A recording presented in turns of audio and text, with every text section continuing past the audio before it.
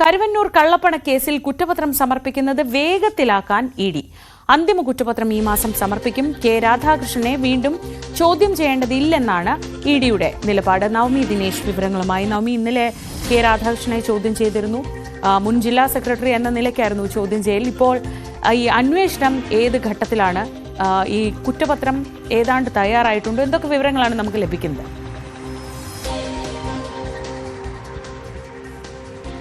ശ്രീജ, എന്തായാലും കെ രാധാകൃഷ്ണനെ ഇന്നലെ ചോദ്യം ചെയ്ത് വിട്ടയച്ചതോടുകൂടി ഈ കേസിന്റെ അന്വേഷണം ഏതാണ്ട് അവസാന ഘട്ടത്തിലേക്ക് എത്തി നിൽക്കുകയാണ്. കുറ്റപത്രം ഈ മാസം അവസാനം തന്നെ നൽകാനാണ് ഇഡിയുടെ തീരുമാനം. അതിനു വേണ്ടിയിട്ടുള്ള അന്വേഷണം വേഗത്തിലാക്കി. അങ്ങനെ ഈ മാസം അവസാനം തന്നെ കുറ്റപത്രം സമർപ്പിക്കാനാണ് നിർദ്ദേശം നൽകിയിരിക്കുന്നത്. എന്തായാലും കെ രാധാകൃഷ്ണനെ ഇനിയും ചോദ്യം ചെയ്യേണ്ടതില്ല എന്നൊരു തീരുമാനത്തിലാണ്. കാരണം അദ്ദേഹത്തിന് ഈ ഒരു കേസുമായി ബന്ധപ്പെട്ട്, ഈ ഒരു തട്ടിപ്പുമായി ബന്ധപ്പെട്ട ബന്ധമില്ല എന്ന് തന്നെയാണ് ഇഡിയും ഇന്നലത്തെ ചോദ്യം ചെയ്യലിൽ വിശ്വസിച്ചത്.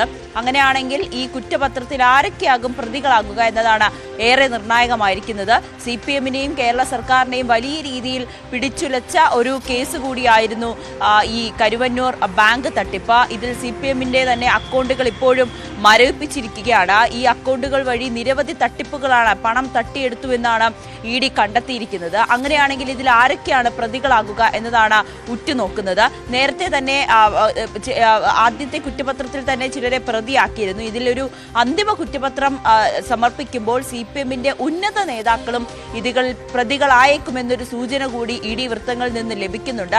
അങ്ങനെയാണെങ്കിൽ ഇനി എന്നായിരിക്കും കുറ്റപത്രം സമർപ്പിക്കുക, ഏതൊക്കെ CPM നേതാക്കളെ ആയിരിക്കും ഇതിൽ പ്രതിയാക്കിയിരിക്കുക എന്നതാണ് ഇനി ഏറെ നിർണായകമായിരിക്കുന്നത്. എന്തായാലും കെ രാധാകൃഷ്ണന് ആശ്വാസം എന്ന് തന്നെ പറയാം. ഇന്നലത്തെ ചോദ്യം ചെയ്യലിൽ കൃത്യമായിട്ടുള്ള ഉത്തരം നൽകിയിട്ടുണ്ട്. എല്ലാ ചോദ്യങ്ങൾക്കും തനിക്കറിയാവുന്ന കാര്യങ്ങളിലെല്ലാം രേഖകളടക്കം സമർപ്പിച്ചിട്ടുണ്ട്. തനിക്ക് ഈ കേസുമായി ബന്ധപ്പെട്ട, അല്ലെങ്കിൽ ഈ തട്ടിപ്പുമായി ബന്ധപ്പെട്ട യാതൊരു ബന്ധവുമില്ല എന്ന കെ രാധാകൃഷ്ണൻ കഴിഞ്ഞ ദിവസങ്ങളിൽ തന്നെ മാധ്യമങ്ങളെ കണ്ടപ്പോൾ വ്യക്തമാക്കിയിരുന്നു. എന്തായാലും ഇഡിയും ആ ഒരു ചോദ്യം ചെയ്യലിൽ, അല്ലെങ്കിൽ ആ ഒരു അന്വേഷണത്തിൽ കെ രാധാകൃഷ്ണനെ ഇനി ചോദ്യം ചെയ്യേണ്ടതില്ല, അദ്ദേഹത്തിന് ഈ കേസുമായി ബന്ധപ്പെട്ട് മറ്റു വിവരങ്ങളൊന്നും അറിയില്ല എന്ന് തന്നെയാണ് ഇഡി വൃത്തങ്ങളും മനസ്സിലാക്കിയിരിക്കുന്നത്. അങ്ങനെയാണെങ്കിൽ ഇനി കുറ്റപത്രം സമർപ്പിക്കുമ്പോൾ, അന്തിമ കുറ്റപത്രം സമർപ്പിക്കുമ്പോൾ ആരൊക്കെയായിരിക്കും CPM-ന്റെ ഉന്നത നേതാക്കൾ ഇതിൽ പ്രതിയാകുന്നത് എന്നാണ് ഇനി ഉറ്റുനോക്കുന്നത്. എന്തായാലും ഈ മാസം അവസാനത്തോടുകൂടി തന്നെ കരുവന്നൂർ തട്ടിപ്പ് കേസിൽ ഇഡിയുടെ കുറ്റപത്രം, അന്തിമ കുറ്റപത്രം